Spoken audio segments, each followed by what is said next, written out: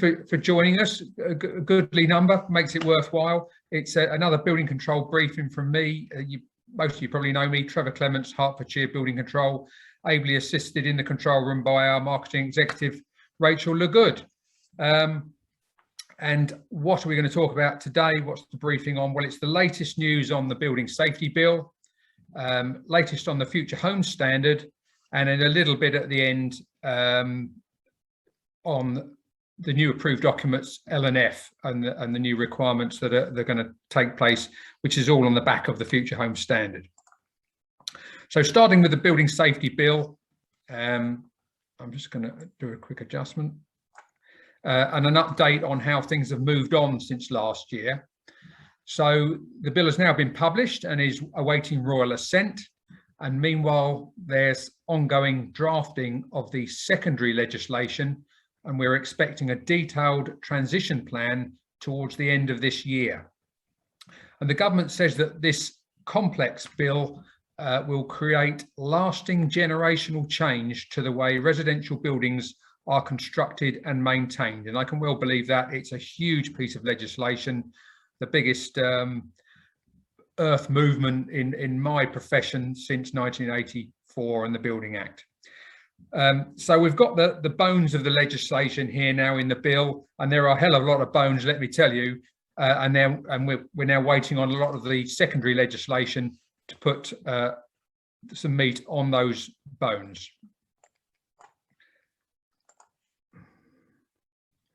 So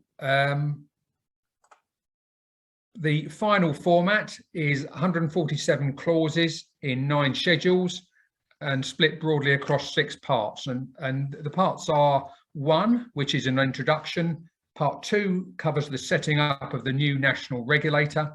Part 3 amends the Building Act 1984 and covers registration of building inspectors. More on that later. Part 4 sets out the scope for high-risk buildings and the new duties that relate to them, as we will also see later on. And part 5 covers other provisions such as the new Homes Ombudsman scheme that's going to be set up and mandatory, the regulation of construction products, the registration of architects, and also new powers for residents of high-risk buildings. And part 6 details the transitional arrangements and covers a few other loose ends.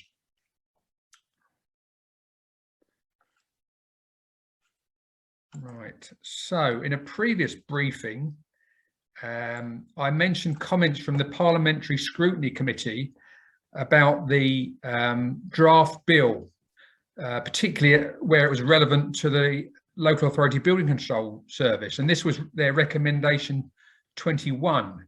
And they said that we recommend that duty holder choice be removed entirely from the building control system and replaced by a system of independent appointment, and that this be made explicit either in the bill or in secondary legislation to be published alongside it. Well, as I anticipated, it didn't happen, and the government felt that the introduction of new rules to oversee the competence of building control professionals was sufficient. And what you see there is a paragraph 423 of clause 43 that amends the Building Act to require that building control authorities and registered building control approvers must obtain and consider the advice of a registered building inspector each time they want to make a decision on a restricted function, and to use an appropriately registered building inspector to carry out restricted activities on their behalf. Failure to use a registered building inspector, blah blah blah, could be called into question and subject to judicial review for failing to follow the legislative process. So we're going to need to employ surveyors who've demonstrated their abilities to work on the different grades of building, and that will depend on the risk and complexity as to who is applied to that work. I'll say here, the recruitment market, in my experience, is as difficult as it has ever been in the last 30 years. And I'm a little bit concerned that whilst this is a sensible provision, it could result in an even greater shortage of qualified and experienced building control surveyors. It will sort the wheat from the chaff, but we just hope that there's enough wheat left to go around and do the work properly and effectively. So this bit's on duty holders, and the new Act will place duties on those who procure, plan, manage and undertake building work. These duty holders will be required to actively consider and manage building safety risks throughout commissioning, design and construction of buildings, and ensure that the designs as well as the work complies with building regulations. What are those roles? Well, the main three roles are client, being the obvious one, principal designer and principal contractor. So those roles really are mirroring those in the CDM, the Construction Design and Management Regulations of 2015, which are applied by the Health and Safety Executive. And what it's doing is it's adding additional responsibilities to those roles. So the principal designer is obliged now by law to plan, manage and monitor the design work, ensuring that the design complies with the building regulations, and ensuring that the designers and the team, they all cooperate and communicate and coordinate with the client and the principal contractor. And the principal contractor's role, he's appointed obviously to be in control of the whole project during the construction phase, and has the similar duties to those of the principal designer. But of course, that's in relation to the building work rather than the design work. This slide, yeah, too much to take in, but it's a useful reference. I expect, well, I know we're recording this, so it will be made available, and it just shows what's going to be happening in a timeline. I mean, it shows that the secondary legislation is expected to be introduced following royal assent, and that's followed by the transition to the main regime, which will conclude 18 months after royal assent. So you'll see that it could take between 9 and 12 months from just being published to get royal assent. That means it could come in as late as the end of 2022 that royal assent is granted and they can move forward. So this is suggesting that the legislation, assuming it survives in the form it's been drafted, will come onto the statute book and become the Building Safety Act between April and July of next year. And there'll then be ongoing introduction of the secondary legislation, including in relation to the changes to the Defective Premises Act, which extends time limits on bringing an action over negligence for defective premises. It will bring in legislation on residence panels, amendments to the fire safety order, the new rules for architects and them being registered, and also powers for the regulation of construction products. So transition to the new regime will take place over the following 6 months, so that by 18 months after receiving royal assent, which we think now will be towards the end of 2023, most of the provisions should be in place. And at that point, of course, we'll also have gateways 2 and 3. We'll mention gateway 1 in a bit, but the second and third of those gateways will be in place at the stages of building regulations approval for 2 and completion and handover for 3. So there's no desperate urgency. We've got plenty of breathing space to assimilate this information and run with it and prepare ourselves for the changes it will bring. So we already have a draft of some of the secondary legislation to the bill, and this extract is the Higher Risk Buildings Regulations of 2021, the draft. And what it's doing is it's defining higher risk as buildings with at least 2 residential units, and that now includes care homes and hospitals. While it does include those extra categories as well as flats, it does exclude them from Part 4 of the bill, and that's the bit that relates to the ongoing control of occupied buildings. So it will control their design and construction, but ongoing control will not be covered by the legislation, because obviously the owners of those buildings should be responsible enough to manage that, and there are other controls in place. So this legislation also gives the definitions for care homes, hospitals and residential buildings, and also specifies how you measure height and number of stories. And that's all covered in the Building Safety Bill, which I'll talk about in a minute. A few key sections in the finished bill. So what it's doing is it's extending the limitation period on the Defective Premises Act, as I mentioned earlier, and that's probably going from 6 to 15 years. In other words, this is a homeowner's right to compensation, and time will tell how that might influence an already very difficult insurance market. We may need to assess how this could even affect the liability of local authorities for negligence leading to defects. That's a conversation for another day, and we'll need wiser heads than me to think that one through. It's also enabling building owners to levy a building safety charge on their leaseholders. And there's changes been made in the bill so that this can only cover the ongoing costs of the new regime. It can't be used to get funds to deal with historical defects. That was the concern there, and that loophole has been plugged. There's also requirements to secure alternative funding. In other words, building owners and managing agents must demonstrate that they have explored all reasonable options for raising the cost of any remedial works that are necessary before they make a charge to leaseholders. So that might be a government grant, it might be some sort of warranty that covers it, or it may be through litigation. If somebody's got a lot of money to throw around, then that's another option, litigation, and possibly under the Defective Premises Act. So we're also going to establish a building safety levy. Lots of money flying around here that will be for developers in England to contribute to, and that will fund the national, or part fund the national regulators' costs in dealing with the high-risk buildings. There's a residential property developer tax, which will be applied to the larger developers. Those developers will be hit, I'm sure, by a new consolidated infrastructure levy, and that's going to replace the existing community infrastructure levy and Section 106 planning obligations. So that will merge those into one levy. Hope nobody's going to ask any detailed question on that one, because I haven't got much more to give, but fingers crossed. So a few more key sections before we move on. It will allow the regulator to collate a register of higher risk buildings.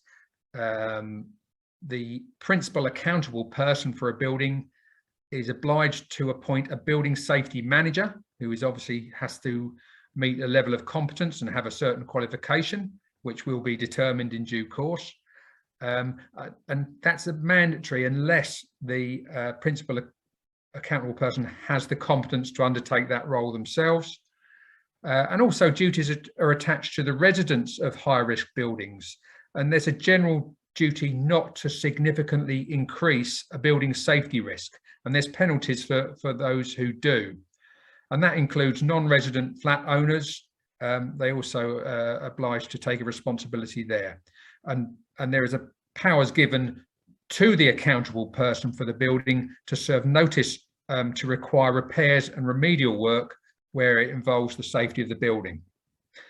And the final one there is that there'll be, as I mentioned, a new regulatory framework for construction products, which is all coming from the Grenfell, the Hackett recommendations post-Grenfell. There's a picture of happy, smiling planning officers. Most of the planning officers I've ever worked with are happy and smiling like that and welcoming. This is about Gateway 1, and it was introduced in advance of the bill, as most of you probably know, because it could be enacted using an existing planning law. We now know what buildings will have to pass through Gateway 1. This is buildings containing 2 or more dwellings or educational accommodation, and with a top story more than 18 metres above ground level. And by that, I mean the floor level of the top story, or 7 or more stories. So they're the in-scope buildings. Stories don't include plant areas for obvious reasons. And the scope of this may change as the building safety bill arrangements progress. The smart money is saying it could go to 11 metres rather than 18. That's a nice round number that's mentioned a lot in fire safety documents. We will see. And of course, this relates to full planning applications. Outline planning applications, I'm told, are exempt from Gateway 1. And I've already mentioned the other two gateways are going to be a lot further down the road, and that will be building regs approval and then handover and completion. So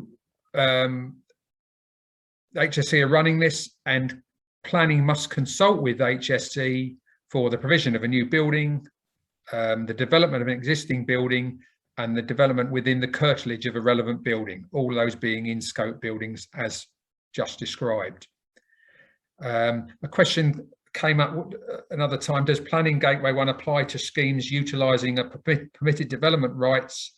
And I'm not sure if it's in place yet, but the MHCLG did intend to introduce a fire safety prior approval process covering residential accommodations that is being delivered under the permitted development regime and is in scope of planning Gateway 1. So if anybody knows more about that, I'm behind the times, feel free to chip in later.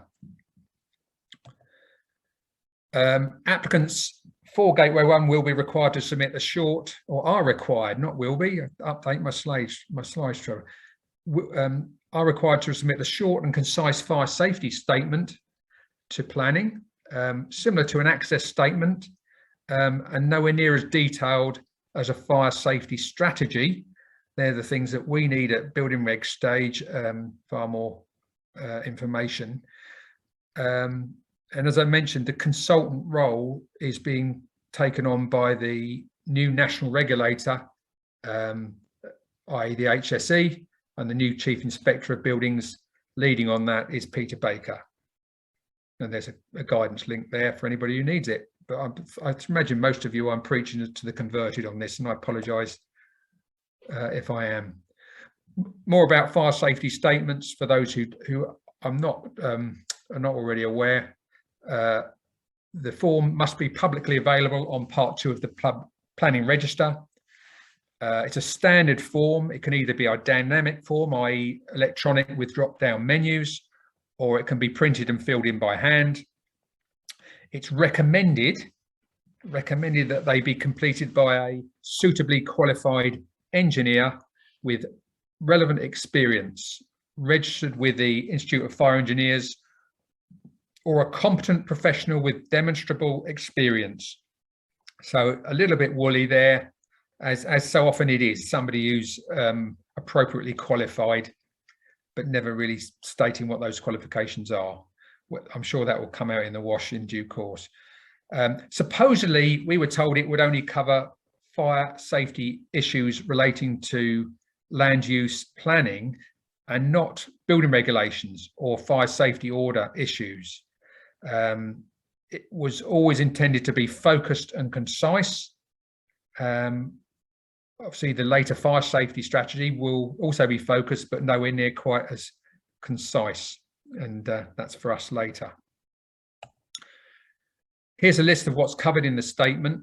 I won't read it out, it's all there. As I say, we were told it wouldn't cover building regulations requirements. However, in that list there, we see site layout, access and water supply. There's a section on balconies and the combustibility of the external wall system. It's also about the evacuation strategy, the fire safety design codes adopted. So whether that's approved document B or BS 9991, it covers automatic fire suppression, sprinklers, accessible housing. So whether it includes wheelchair accessible housing, category 3 housing or category 2 wheelchair adaptable. All building reg stuff, all stuff we get our teeth into later. Section on vehicle access and water supplies, B5 of the building regulations. A fire service plan, which is the sort of thing that's going to show hydrants, dry and wet risers, and access points into the building for firefighting. provision of evacuation lifts. It's all meat and drink to building control. So somebody's going to have to explain to me how that's got nothing to do with us. And they may do, but not today.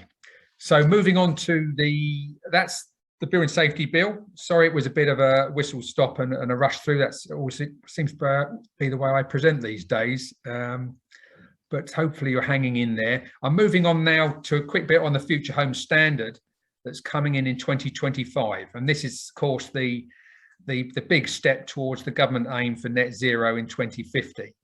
And here's the slide showing the implementation timeline. So in December this year, we expect the uplift of current standards to result in amendments to the building regulations with a new interim approved document L and approved document F published in advance. So that's thermal efficiency and ventilation, plus a new approved document covering overheating more later. So the new standards will come into force in June 22, and the aim is that they should reduce carbon emissions from new homes by 31%. So this was the more ambitious target. Two were mooted, and this was the one taken up. There'll be a 12-month transition period. In other words, any applications received before this date must start work by June 2023. And that's not the whole development must start. If it's a housing development, it applies to individual buildings or blocks of flats. So you can't just build one house in a residential development and get under the wire. You have to build them all to avoid compliance for the remaining plots. That's very sensible. A full technical specification for the Future Home Standard will be consulted on in 2023. So at that point, there'll be another approved document L and all the necessary legislation being introduced in 2024 ahead of implementation in 2025. And that is it. That is the finale of the Future Home Standard when it will exist.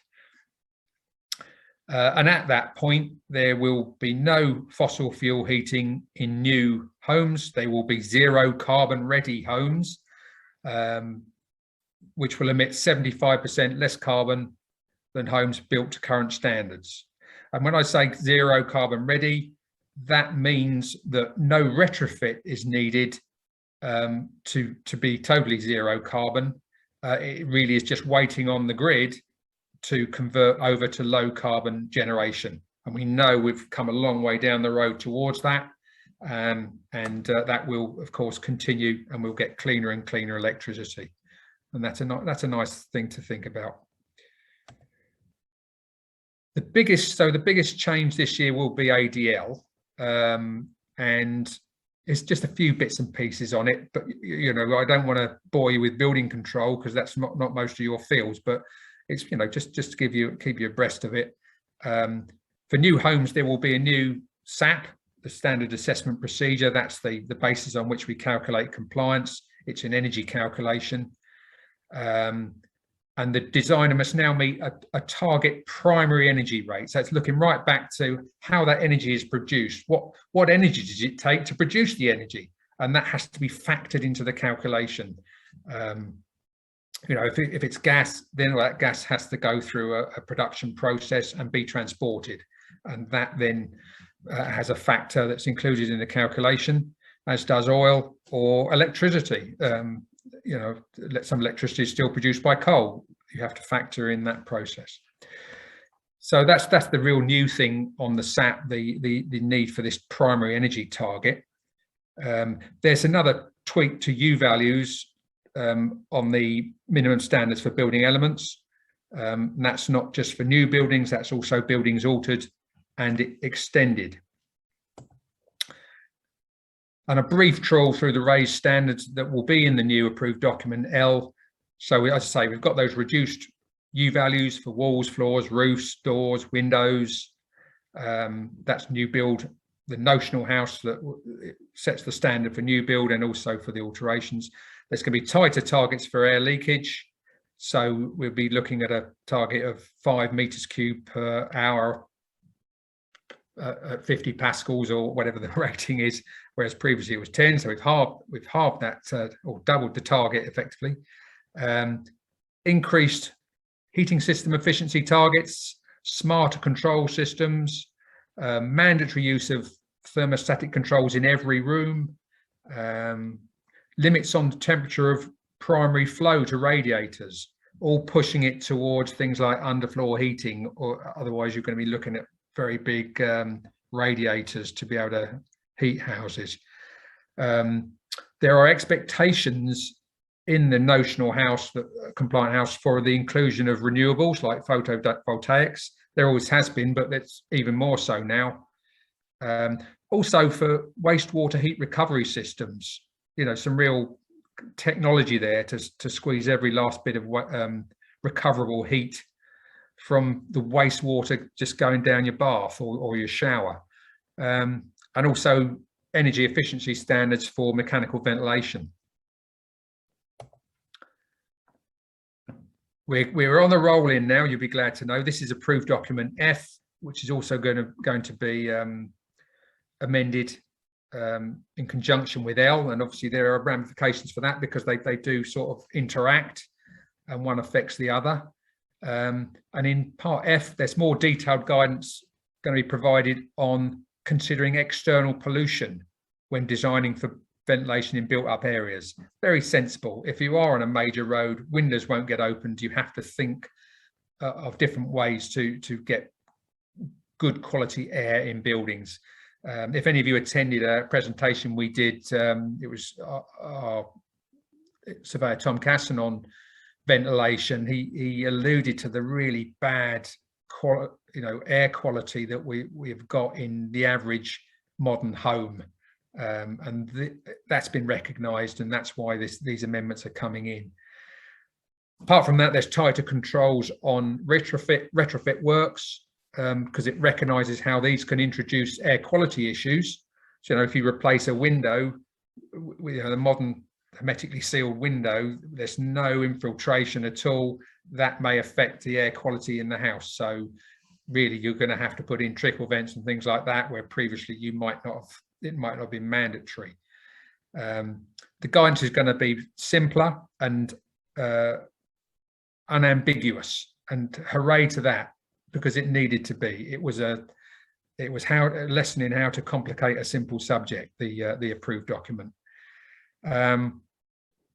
And there'll be mandatory guidance for homeowners on the systems that are being put in their homes. So when they move into their home, they know how to use it properly, and they have the tools to be able to give themselves good air quality. Will this resolve the problem of air quality? I think it probably won't. It will help, but it won't resolve it, because there is always the human element.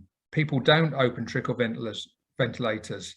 They sometimes don't use mechanical ventilators. They switch off their mechanical ventilation heat recovery system because they don't like the buzz of it at night. And they don't recognise that the levels that build up of CO2 and pollutants in the air.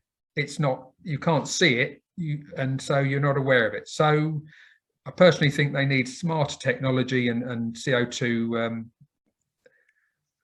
monitors and things like that before people really do get to grip with this problem. But so we'll see whether that will come to pass. Right, last couple of slides. I mentioned a new approved document covering overheating, and that's because we are, we're highly insulating. We are sealing up buildings, preventing air leakage. We are cleverly ventilating them, but we don't want people to have to install air conditioning systems because they're as energy hungry as a heating system.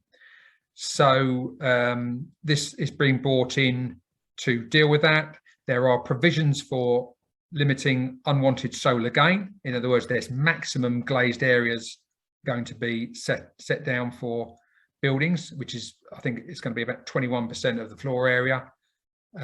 There'll be a provision for removing excess heat from indoors, so minimum opening areas, which will be around 12% of the floor area. And to assess ventilation adequacy, there'll be two methods, either a simple or dynamic assessment. So you either use a fixed set of design rules, or there is a CIBSE guide that you can refer to. Also consider, we're considering the external noise and pollution, and cross-referencing with approved document F. I mentioned that about F. Well, that's the same thing will apply to this new approved document. Consideration of security, particularly of ground floor windows. You know, if they need to be open as part of the overheating mitigation strategy, then they need to be able to be opened in a secure way, so that nobody can just break in easily. And that will tie in with approved document Q, which covers security. The rules in this AD for Greater London will be more onerous, just for Greater London, and there'll be things like mandatory shading on south-facing elevations, such as overhangs, shutters, or use of reflective glass. And as with ventilation, some sensible new rules on making owners and occupiers aware of how they should use these systems and use the building effectively. And so there'll be mandatory home user guides for them to refer to. Wow, yes, we got there. I will stop sharing and see if anybody's got any questions. I'll just... If I can... oh, there we are. Stop share. Good, back in the room. Yeah, lots to wade through, and still a lot of detail, and the devil, of course, is in the detail still to come out of this. But if anybody does have any questions, hopefully nothing too tricky, feel free to unmute and fire away. Hi, Bill. Hi, Bill. Hi, Trevor. Sorry. Bill, that's my middle name, actually. So I was thinking of the building safety Bill. I was about to start off with safety Bill. I says, hi, Bill. No, okay. I'm Trevor, Bill. Hi, Trevor. Yeah. Well, it might be a slightly tricky question. I mean, the bill creates some interesting questions on the dynamics between the individual local authorities and parts building control. So obviously bring in a lot of new responsibilities, and statutorily those responsibilities presumably lie principally with the councils, but as delegated through HBC. So have you any thoughts about where the lines are drawn, and where those responsibilities in the bill clearly lie back with the authority rather than with HBC? Or should everything just become the responsibility of HBC? Well, I mean, we'll watch your back. We've got it covered. HSE will look to local authority building control to do a lot of the work on assessing high-risk buildings, because they aren't going to be able to amass the expertise necessary to do it. They will consult with us, and we'll do that process for them. Whether they will go through the local authorities, I suppose there will be a statutory process where they go through the local authorities, and then it comes down to us. We're in a position to do that. We have people with that expertise, as you know, Doug. We've got people who've highly qualified and experienced, and we work on a lot of those buildings at the moment, especially our major projects team. Obviously the hurdle of having to get our people qualified, again, that will be for us to do. There will be a qualification and registration process that it will be mandatory. You won't be able to use us unless we have the people with that qualification and registration. Yeah, yeah. I wasn't thinking for 1 minute that we'll be employing their own specialists and expert staff. I mean, clearly, I think it's more where the individual responsibilities lie between us and how that's set out. We have working documents at the moment, as you probably know, and the agreements between us. But in the light of the new bill, that's probably going to need to be dusted down, and it's been dusted down anyway, but dusted down to just consider how the bill sits with those wider responsibilities. I think you're absolutely right, and one for the lawyers to be involved with, I'm sure. Yeah, it's definitely a consideration. Fair point. Yeah. Good. Was there anybody else wanted to mention anything before we close it off? Obviously we'll be doing some more briefings as and when required, and if any of you ever need any advice, just put the word out and we'll put something together again. We'll also be doing detailed briefings for our clients on approved documents L&F when we've actually got the approved documents. We've got those all ready to go, but we're just waiting to make sure it's as per the draft. If any of you are interested in that, you're welcome to join in, but it will be very building regulations orientated. But then that's a very interesting subject, so I highly recommend it. But fine, I think that's it then, Ray.